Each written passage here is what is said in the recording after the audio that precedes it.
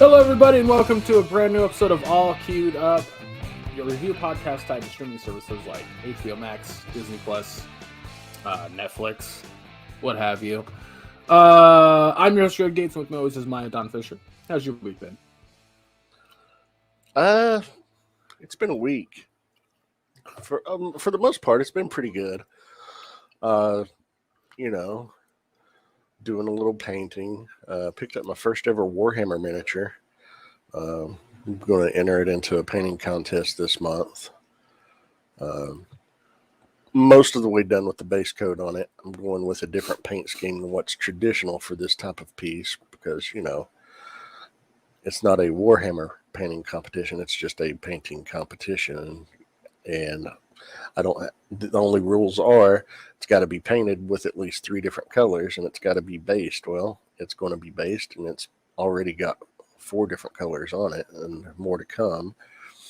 So, yeah, I'm not beholden to the Warhammer lore, although I think it's a cool universe and everything. I'm not beholden to it.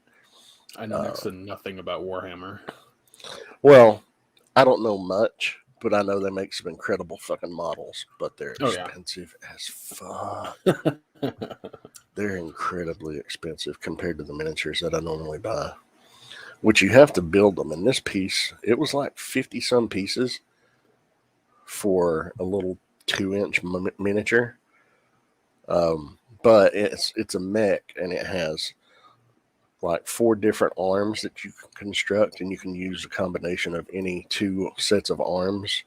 It's got 2 different left arms, 2 different right arms, optional missile boxes for the top that you can launch onto it, a smoke grenade canister that you can put on top of it, an optional faction flag that you can put on it if you want to. It's just lots of options and really customizable and everything. So I get why it's a higher price point, but Games Workshop themselves sells the model for $60 on their website, and I paid $40 for it on Amazon.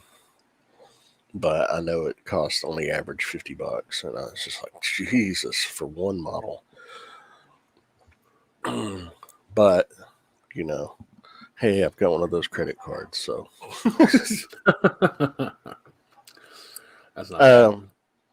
But yeah, got back to playing D&D last night, playing on Foundry Virtual Tabletop now, and we've had a month off since we last played, and I've got Foundry down enough to where I've got it functioning to where it serves the basic functions and some of the other cool features, but not all of the cool features I've wanted to implement yet. But it just felt good to get back to playing last night, back in the swing of things. And, the first 2 hours were spent just getting you guys acclimated to it and everything. And I think it's not going to be as bad of a transition or as awkward of a transition to a new system as initially feared. All around, so that's a good thing. Well, doing new things is always a little bit like it's always going to have that kind of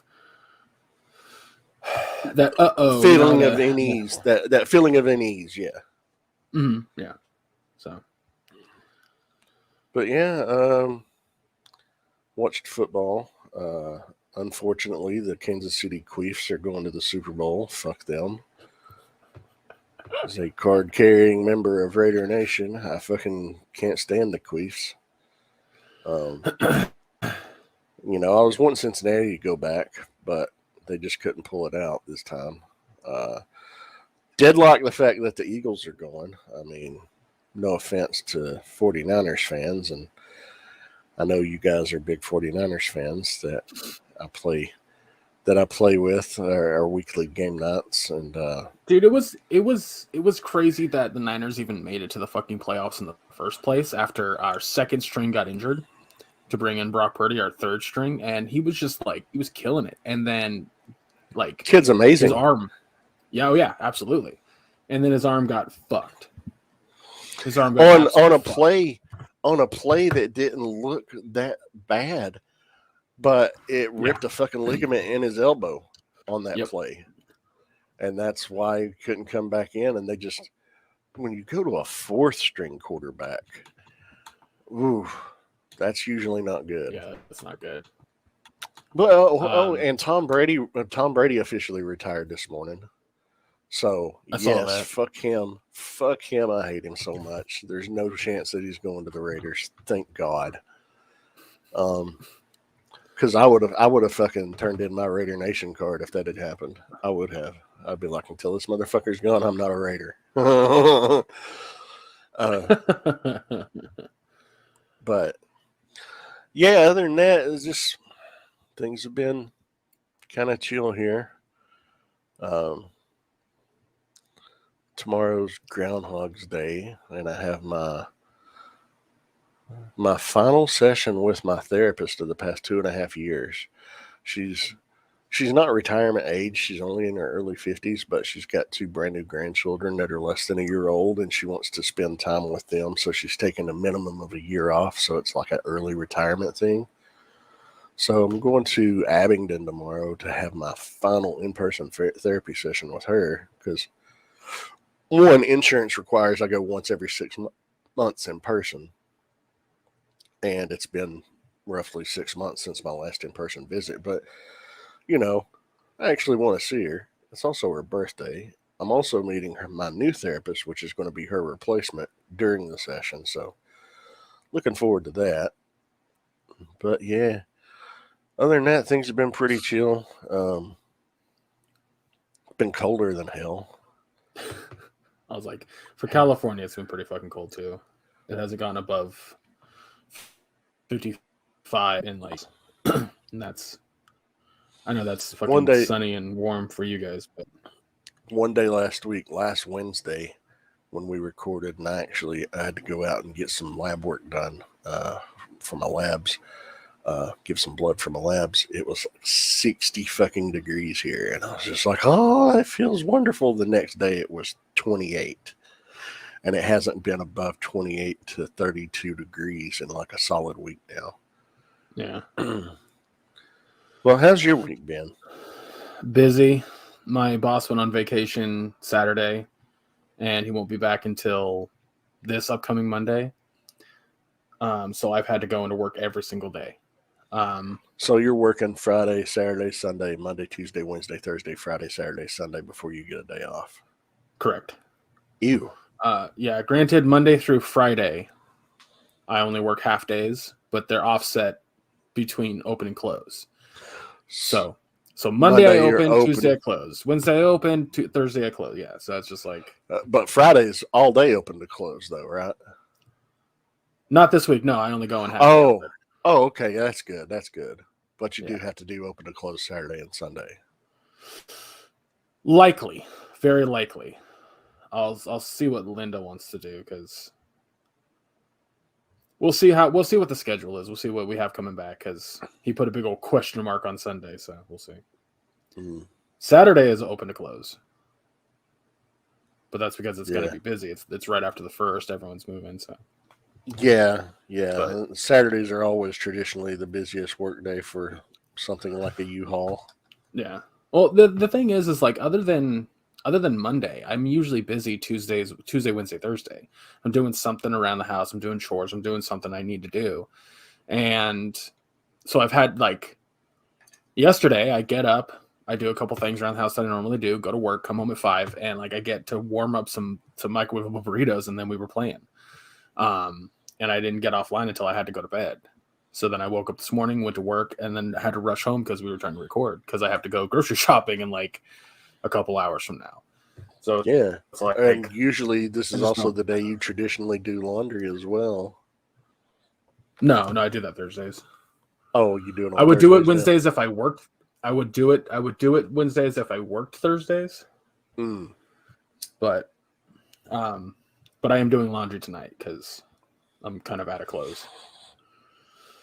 I hear you. When you're big and everything costs a fucking arm and a leg when it comes to clothes, you don't have a lot. I can't afford things like that. I can only afford things that cost an arm. You mean a leg? No, the leg's not there. I can't pay with a leg anymore. I can only pay with an arm. You can pay with one leg. No, I don't have it to spare. Well, that depends on who you ask.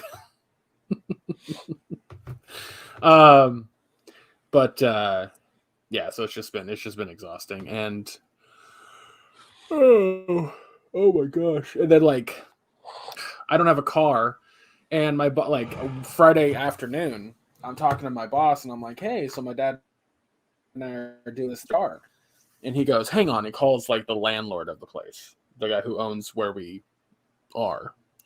He's like, you still trying to get rid of that car? And he was like, yeah. He goes, how much? So basically, the guy's going to give me an Acura that has 160,000 miles for free as long as I pay the licensing fee. Holy shit. But that's not just licensing. I have to have it smogged. I have to have it registered. I have to have it insured. So it's not just like I get a car and start driving it immediately. You know what I mean? But I don't have to pay payments on it. You know, we're not paying like, hand over fist on that shit. Still, that should be, you should be able to take care of that relatively quickly, and that's awesome. Yeah. So I got that on my mind. And then my boss was like, hey, just so you know, between us, when I get back, I'm going to start going through the motions to shut down this place. And I'm Really? like, how long is that going to take? Because my little brother went to the house that I'm supposed to be moving into. He got there yesterday as of recording this. So that's on my mind. I'm exhausted. a big selfish part of me wishes you could just, if you're going to move halfway across the country, just wish you could just come the rest of the way and come here. Well, I ain't gonna lie, but I know you got to be there for your parents. True. But it is dirt cheap to live here. Yeah. Compared to what you're used to. I was gonna say because but my only like solace from the stress is playing video games or watching certain shows, which is my perfect segue into what we're reviewing today. You forgot to say playing D&D video games or watching certain shows. Well, so Xbox on Thursday? I think it was Thursday. I don't remember the day. I want to say it was Thursday. Had this big sort of direct where they were talking about 5 different games. 3 games that are already out but have expansions coming to them. 1 game that is coming out called Redfall, where it's like the game is stylized. It's by the same developers as Dishonored, I think is the name of the game. Oh, okay. Yeah, I'm familiar with Dishonored. Yeah. But it's vampires. They say it's kind of like a mix between it's more in line with what Far Cry is. But the way that they presented it, it's like level based, where you can go in with 4 other players or 3 other players with you. I don't know. It looks cool, but they surprised everybody because the developers of the game The Evil Within just shadow dropped the same day a game called Hi-Fi Rush, which is a rhythm-based action adventure game. Oh, I think I've seen the previews for that. When you use your weapon and you're hitting it in time with the rhythm of the music, you're doing more damage. Oh, that's cool. And some, like if you do heavy attacks, you have to be offbeat. So that kind of works in that. And I got to play maybe an hour of it so far because I've just been so busy. And I'm like, I want to get back to it really bad. But there's just so much on my plate. And I'm really happy that I get to a little bit of time to watch these shows at least. Yeah. So, but yeah. So we're going to us. But first, we're going to talk about episode 4, 5, and 6 of Vox Machina season 2. So if you have that ready, Maya, why don't you go ahead and do a synopsis for me? I do. I'm just going to do like a brief rundown of all 3, like I did last week. Just how it flows in. So episode 4 is called Those Who Walk Away. Episode 5 is called Pass Through Fire, and episode 6 is called Into Rhymecleft. But it opens up, episode 4 does, we see a flashback of Vax, younger Vax, saving Vex from imprisonment at a bandit camp. And while hiding, they come across a dying bear, which Vax puts down to end her suffering. They then find her cub, which they bring with them when escaping, and Vex names it Trinket. So we see how they got Trinket, which was cool. Yeah. In the present, we see the team basically putting all their efforts to magically revive Vex fail, while Vax is starting to see a vision of the Matron of Ravens preparing to take Vex's soul. Vax offers his own life in exchange for Vex's. Vex suddenly comes back to life, which Cash takes credit for, and Vax is left wearing the Deathwalker's ward, the vestige that they had been searching for. And as they're leaving the temple, Zara summons an uncontrollable monster which petrifies, and it's petrifying the team one by one. Vax begins to have visions that he's on a battlefield fighting the Matron's champion as the monster starts to turn the group to stone, only until he and Cash are left. After surrendering to death in the vision, Vax unlocks abilities from the vestige, which allow him to single-handedly kill the monster while Cash restores the others. Upon escape, Zara apologizes and departs with Cash. Vax sees another vision of the Matron taking the soul of a dying man. He then tells Vex about his visions. And let me just say, that scene where Vax is just taking on that creature was fucking incredible. You know, Percy has always been my favorite, but I think Vax is like right there neck and neck with him now for my favorite. Yeah, I get that. But, you know, and then that carries on into the next episode that opens with a flashback, and we see Keyleth's mother, Vilya, explaining to a young Keyleth the connection between the air and the fire elements before she departs on her Aramente. Or Aramente. Because this show does an excellent job of like, hey, so would you like a little bit of foreshadowing? Yeah. Yeah. So in the present, we see the team come across an under attack Pyra, the Fire Ashari settlement, which guards the fire plane rift. They find Keyleth's father, as well as Allura and Kima, who has explained their escape from Amon, that they had originally sealed Thordak away in the fire plane. Thordak's escape tore open the rift, and fire elementals have been attacking ever since, leaving Pyra to be overwhelmed by the endless tide of creatures.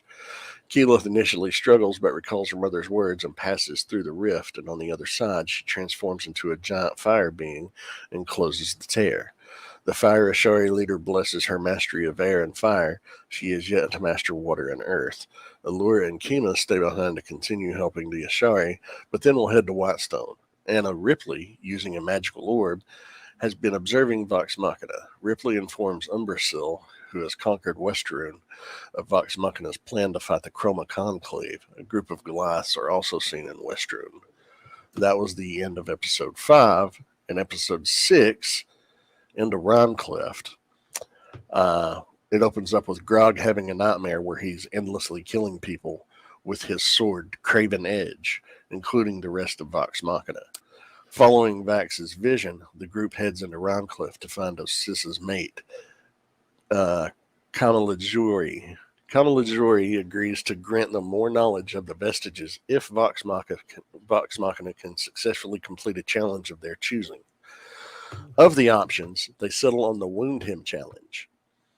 Kamalajuri easily defeats all but Scanlan, who plays a heartfelt song about the love between Kamalajuri and Osissa and their longing while separated. This emotionally wounds Kamalajuri, so he bestows Scanlan the Mythcarver vestige. The sword gives Scanlan visions of other vestiges, a bow hidden within the Fey realm, and a pair of gauntlets with the Goliaths in Westruun. The visions are disrupted by Umbrasyl's surprise attack. In the ensuing battle, Umbrasyl mortally wounds Kamalajuri and takes Mythcarver. Keyleth prepares a shift spell to allow them to flee to the Fey realm. However, Grog has become consumed by his sword's bloodlust and accidentally impales Pike, which snaps him out of it.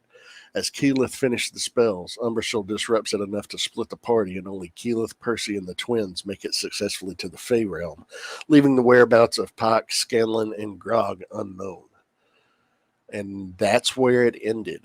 And holy shit, just incredible fucking storytelling.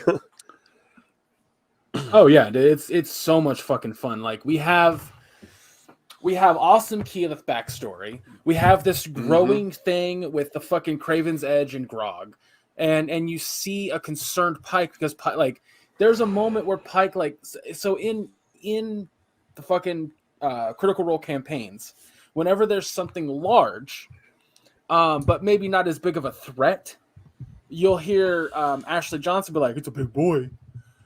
She says it to Grog in the show. I was like, yes, thank you for just kind of sprinkling that in. I love that shit. It's great. Yeah.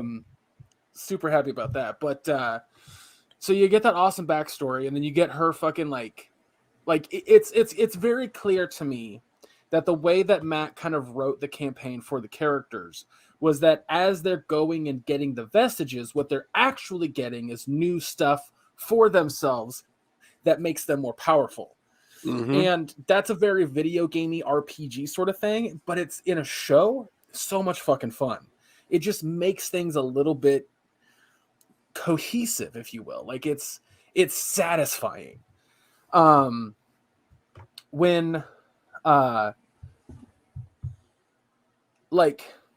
when we get to the part where the Sphinx says, "Wound me," right? I kept thinking, he made it very clear that his mate, which I can't remember her name, but the Sphinx that they talked to that gave them Osissa. What was his name? Kawalijuri. Oh, that's right, because Kami or Kami? He was calling Kami, so maybe Kami. it was Kawalijuri. When he specifies that Osissa is his mate and he hasn't seen her in like hundreds of years, I was like, the way that you're going to wound him is by his heart. I think it was the first time that, like, I think it was Grog tried to attack him and got bounced out by the shield. I think it was Grog that attacked him the first time. I was like, you're going to have Vax. Was it Vax? I couldn't remember who attacked him first. I think it was. I just know the shield popped up and I was like, oh, you're not going to be able to actually damage him. So to get this vestige, you're going to have to go emotional. And the fact that, like, when why can't I remember his name? The bard. What the fuck? Scanlan. Jesus. When Scanlan is standing there, I was like, wound his heart. And then he was like, oh, maybe I have to wound his heart. I was like, yeah. It's like, yes, is it a little bit predictable? Sure. But it's also satisfying because the characters are so likable and lovable.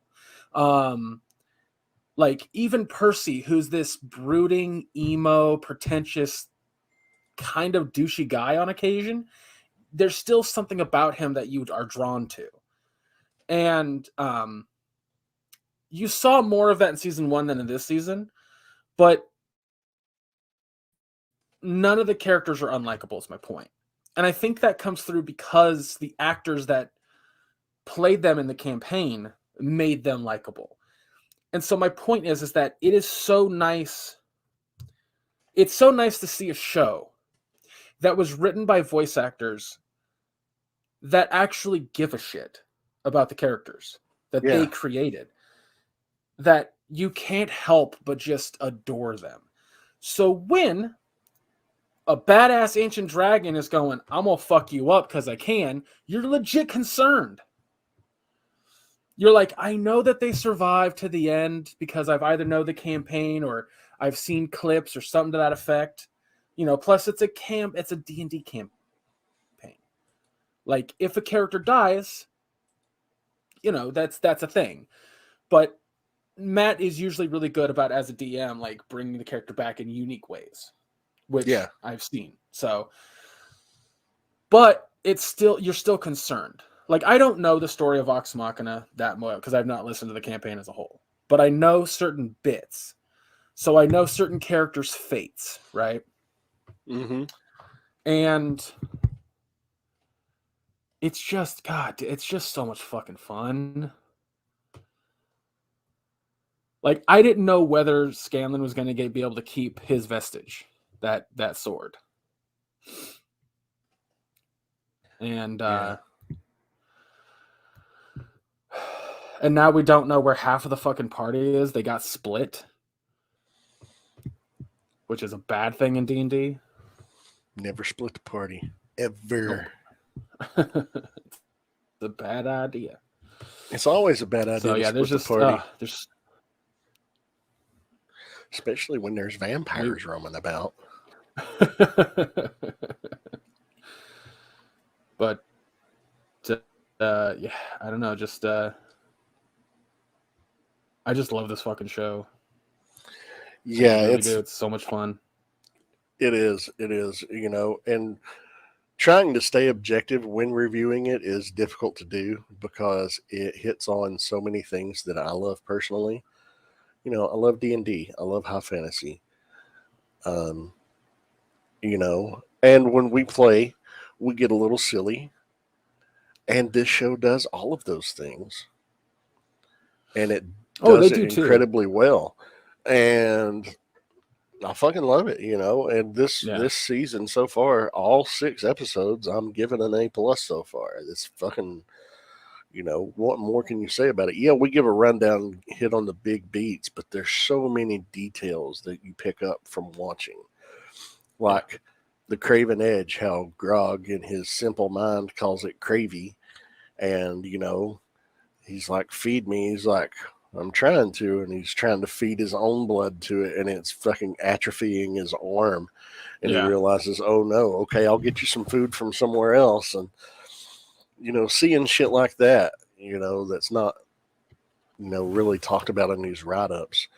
Little things like that go a long way into building anticipation and adding to the lore and character development. It's just so much fun and so well done. And like one of the things about Vox Machina that's interesting as a party is that all the characters have somewhat basic backstories. You know what I mean? Like nothing too extravagant. You know what I'm saying? No.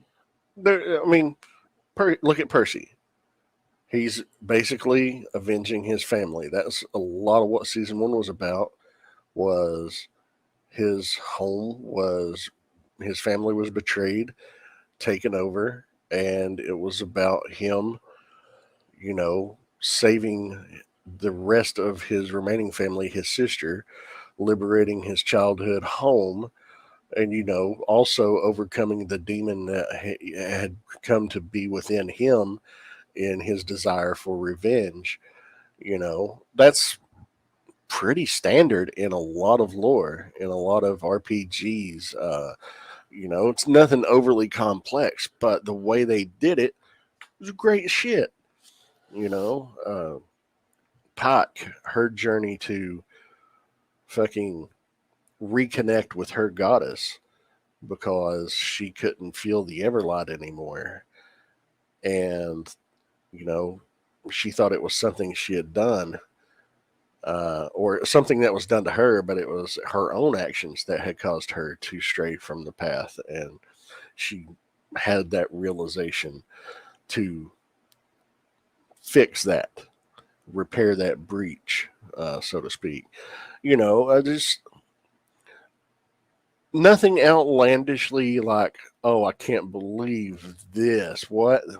I can't believe this. We're getting believable backstories that you can relate to on some level in a lot of ways, depending on the situation, of course. I mean,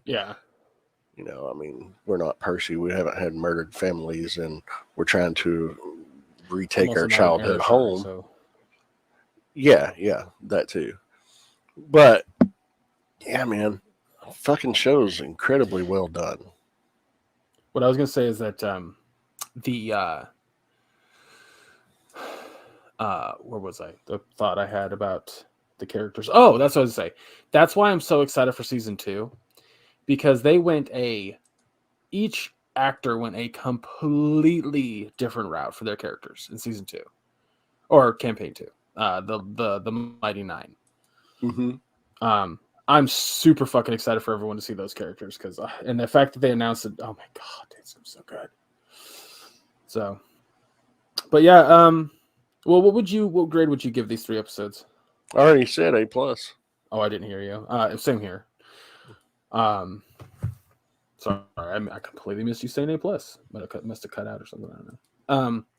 It's okay. But yeah, if you're not watching Vox Machina, it's on Prime. There's a whole season 1 of 12 episodes, and now a season 2 with 6 episodes. You got a lot of content to catch up on, and it is. If you don't even know what the fuck D&D is, let's say you don't know what D&D is, right? You've never played it. You don't know how the mechanics work. Who cares? This is a fantasy show. This is an adult fantasy show. Think of like if Lord of the Rings was a little bit more crude and comedy based. That's what I got for you. Maybe not Lord of the Rings per se, but you know what I'm saying. You know what I'm talking about. So, all right. Well, let's go ahead and move over to episode 3 of The Last of Us. Yeah. Speaking of incredible storytelling, this was a masterclass in evoking emotion and telling a beautiful story. And no fucking, I'm not even going to fucking pull back or beat around the bush. If I could give this, shit out of it. Yeah, if I could give this episode higher than an A+, I would. Okay? I think we're going to. We've been doing this podcast for what, 6 years now? 5.5? Yeah, 5.5. We have never, not one time, out of all the shows we've given A+s to, we have never seen something as good as this episode. Straight up. The whole season of Last of Us might not even be an A+. We don't fucking know. This episode, isolated, better than anything we've ever watched. I'm just going to put it out there. And it rivals some of the greatest episodes of television of things that I've ever seen. You know, like last, I can think of standout episodes of Better Call Saul, which have been some of my most absolute favorite things ever. Mm-hmm. This is right up there with just how amazing this was. Yeah. We're going to spoil the shit out of this. And we're going to talk about the comparison between the video game and this, and why the video game works for a video game but wouldn't work for a TV show, and vice versa. As you know, if you've been listening, you're aware that this is a adaptation of an extremely popular video game from 2013. And it starts out in the present. We see Joel and Ellie heeding Tess's final instructions and hike to meet allies Bill and Frank. And I'm not the only one that said it, but Twitter was blowing up with it. It's like, that's not 10 miles outside of Boston. I saw that. I'm sorry. I've never been to Boston, but I know Boston doesn't have Pacific Northwest looking fucking features. Yeah. Yeah, it's pretty. But you know what's funny to me is like I saw that a bunch too, and I just kept thinking like, that's your takeaway though? Who cares? Yeah. Who fucking cares? You know, one of the things is nature has really taken over in the past 20 years since this fucking outbreak of cordyceps happened. Right. So, yeah, things are going to change. But I know realistically they're not going to change that much. But if there were any gripe about this episode, that's the only fucking one you could possibly have. And it does not even kind of matter. Doesn't even remotely matter. But on the journey, Joel teaches Ellie about the government's execution of innocents during the early days of the outbreak. And we see this in a flashback to 2007. And in 2007, it introduces us to Bill, played by Nick Offerman. Bill is what he refers to as a survivalist. And he has taken his from his secret bunker, observing the government rounding up everybody and hauling them away. Once they've done so, he takes his truck and takes his neighbor's boat and starts rounding up supplies, goes to a Home Depot, stocks up on shit, goes and turns the emergency gas reserves on at the local power plant. And if it's just him, that shit's going to last him for years and years. Starts making the defensive structures, fences, making making pits, then covering them up with like chain link and mud. Making makeshift homemade flamethrowers at the base of the fence, electrifying the fence. It's just, he's really fortified this whole section of neighborhood that he lives in. And he's like, this is mine. And he shows that he can hunt and skin and dress out animals, field dress animals, grow his own produce. And he's also a wine aficionado, and goes and gets cases of wine from the local winery.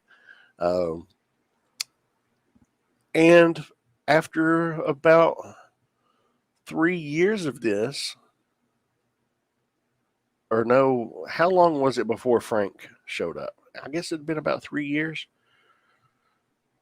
3 years. Yeah. It's 3 years. Yeah, the show says 3 years because it jumps. Yeah. It jumps ahead of 3 years after he's already fortified everything and been living there for a while. Yeah. So traps outside with cameras attached to them. And yeah.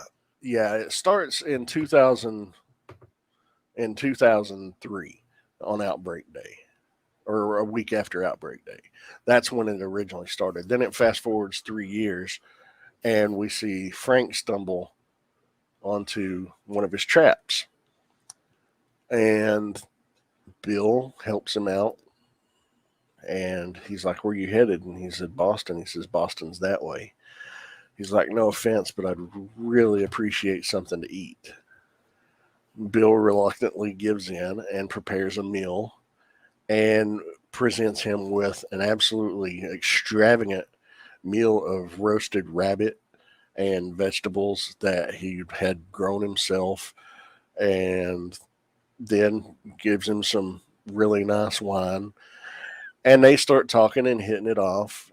And, they apparently share a love of music and food, and eventually give in to urges and, in a beautiful way,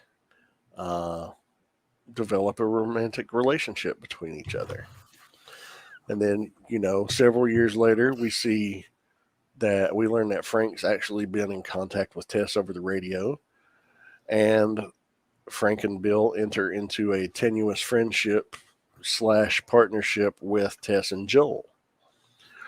In the present, we see Frank's been crippled by degenerative illness, probably ALS or MS, because he was just couldn't walk anymore. He's wheelchair bound, only had limited use of his hands, couldn't even open up like a Ziploc baggie to take his medication. We see over the years, this love blossom between these two guys. And then one morning, Frank says, this is my last day. I want you to give me one last great day. And he asks Bill to euthanize him after they marry. But Bill doesn't want to live without Frank, so he euthanizes himself as well. Joel and Ellie arrive sometime later. They discover a letter Bill left for Joel, where he tells him that protecting Frank is what gave his life meaning after the outbreak. Bill left Joel his truck and supply of weapons and anything else that he wanted. Joel takes the truck and sets out with Ellie to Wyoming to find Tommy. Now, that may not sound emotional, but watching it, if you don't shed a tear or 3 or more, I don't know what to tell you. Holy fuck. It is one of the most beautiful and heart-wrenching hours I've ever watched in my life. Hour and 20 minutes. The joke I had... well, because 10 of it is in the beginning and then the 10 after. So it's an hour long of their story. Yeah. Because, there's the hour prelude to Bill and Frank, and then the hour the fuck do you call that? Ending? I don't know. A Whatever. prologue? Joel and Ellie are at the beginning of the end. They Epilogue? bookend their story. There's a prologue and an epilogue. Yeah. And those are about 10 minutes apiece. So the story between Bill and Frank is about an hour. But they sandwiched in an hour what could have easily been two. It could have been its own film. It is wholly different than the game. 100% different than the game. The game, the way that they tell Bill and Frank's story is brief, right? So when you interact with Bill, he doesn't want to help Joel, and there's a part where they see Frank's body hanging from like a rope tied to a beam up top or whatever. And Bill is immediately taken back, to which Joel asks, "Who is that?" Frank responds with, "He was my partner." And when he cuts Frank down, he looks extremely upset, sad, hurt, right? But the words that he says, he never says I'm gay. That never comes across, right? And a lot of people I've seen say things that are like, well, how do you know that he was gay in the game? Well, it's implied. It's not direct because it's not necessary to say it in that context. But upon listening to the podcast with Craig, Neil, and actually Troy Baker hosted, by the way, highly recommend listening to that. Like, listen to that and our podcast back to back. Because it's always Troy interviewing somebody, usually Craig and Neil, but they talked about how they wanted Bill and Frank in the show, and the original pitch or idea behind introducing Bill into season 3 was similar to the game, maybe a little bit less action because you have to tell a story. You have to tell a story about love. But that's when it dawned to Neil, we have to tell Bill's story differently because it's a TV show. Mm-hmm. We have that option. We have the option to tell the narrative and the pacing that we want. And if we're telling a story about love, a meaningful aspect that Bill has to give to Joel of don't cut yourself off from the world. Don't become a curmudgeon. Fight for something that it means something to you. Find that connection to another person. That is told in the game. That's Bill's entire purpose of being in the game, is to tell Joel that lesson. Guess the fuck what? You did it in the show and better. Yeah. You did it in the show, but better. In the game, you see Joel and Ellie having to navigate through not just a street in a neighborhood, but an entire fucking town of booby traps and evading these fucking cordyceps infected stalkers, clickers, various fucking zombies, for lack of a better term. I prefer to call them infected because, they're not really undead. They're not zombies. Yeah. But, there are some very intense moments, like where you get caught in one of Bill's snare traps and you're hanging upside down, and your point of view is you are upside down and you have to shoot oncoming clickers before you get killed. That was hard as fuck to do. And the trophy for that sequence is even harder to fucking do, let me tell you. But you got to headshot every single one of them in one shot. You can't have multiple shots. It's fucking... But, it's intense, and then they go to find a battery for a truck. But the only battery they know, or the way to make the battery, is to get components from the chemistry lab at the high school, which leads to another big fight where they introduce bloaters in the gymnasium. And we've seen an image of a bloater in the trailer, and I can't wait for that. But yeah, it's very different in the way the story is told, but it's effective. But that doesn't work for the show, and what the show did was just fucking so beautiful. Yeah. So touching. A lot of people disagree that it's better than the game, but I honestly I think it's more memorable. I think it's more emotional. I think it works better in context to teaching Joel that lesson than the game did.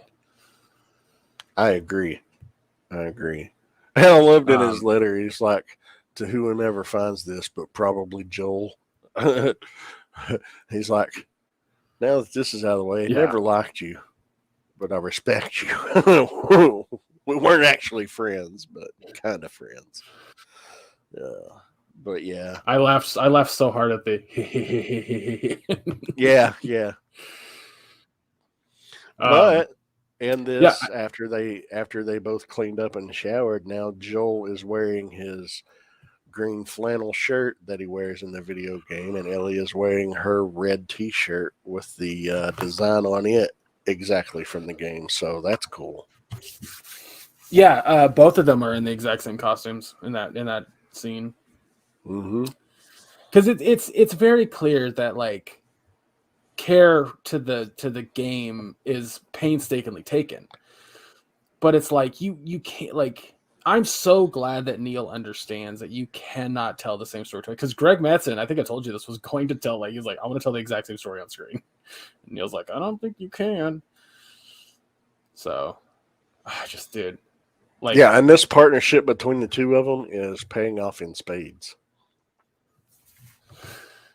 I know we don't do this, and I know we're not doing it like necessarily all the time or whatever, but I'm gonna give this show like S tier. Like it gets higher than an A plus. Like it is on. You know, I was thinking about that. I was like, do we introduce an S tier for this? I think we do. I think we genuinely do. There was absolutely not a bad thing about this episode. I mean, people sure they can bitch about like, well, that's not outside Boston. I don't care. Like, if you're watching this show for the scenery, I'm sorry. Like, it's great. Don't get me wrong. Like, looking at buildings that are decrepit and all that shit is awesome. But that is not what this show's about, nor should it ever be focused on. So, S tier. I assume you're also agreeing with me on the S tier? Absolutely.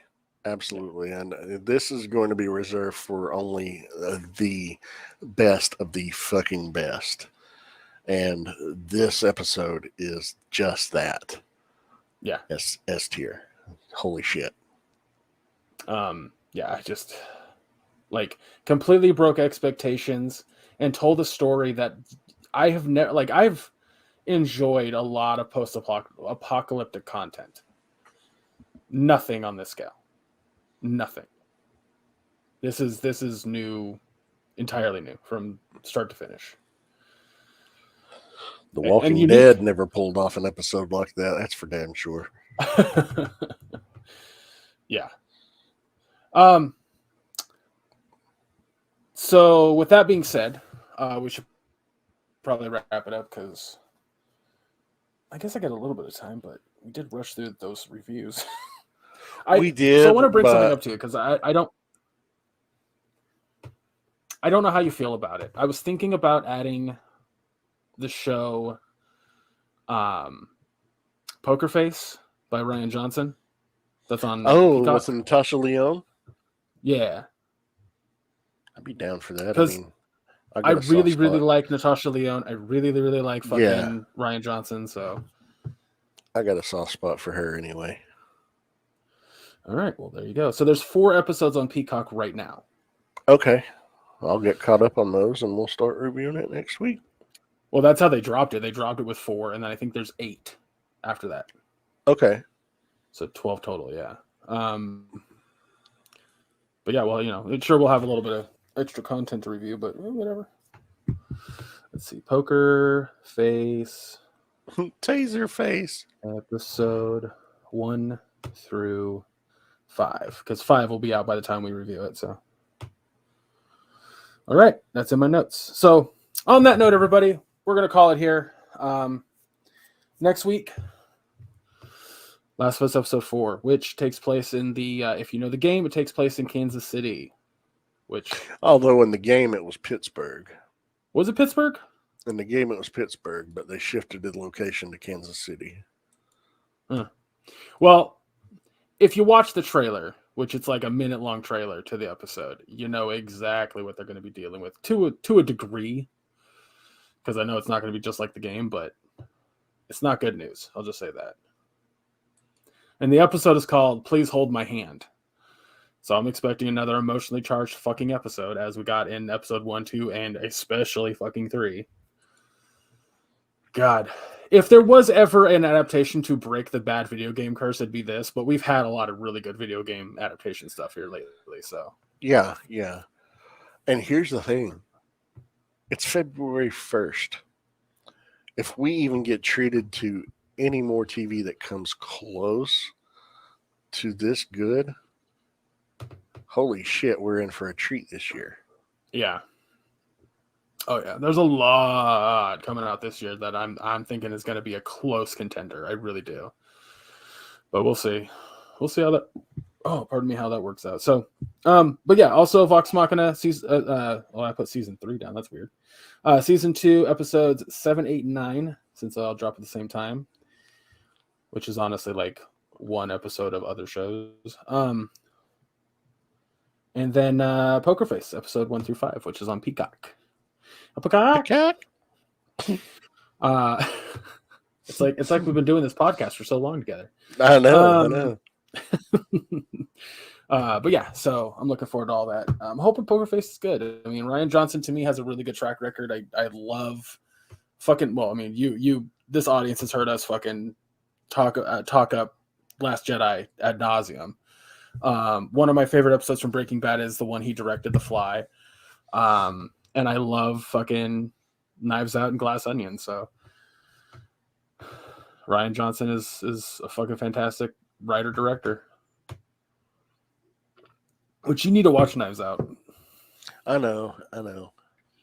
I just haven't made a real effort to seek it out and do so, but I can rectify that. It's honestly like you could watch it with I don't know if Madison would want to watch it with you guys, but because she's a teenager and all that jazz. But she hates watching shit with us. Yeah, it's fucked up, man. It's like I will try to get her to watch something that I adore from my childhood or from something growing up. No, I don't want to watch it. That's stupid. And then months later, she'll actually check it out on her own, and she'll come in here crying.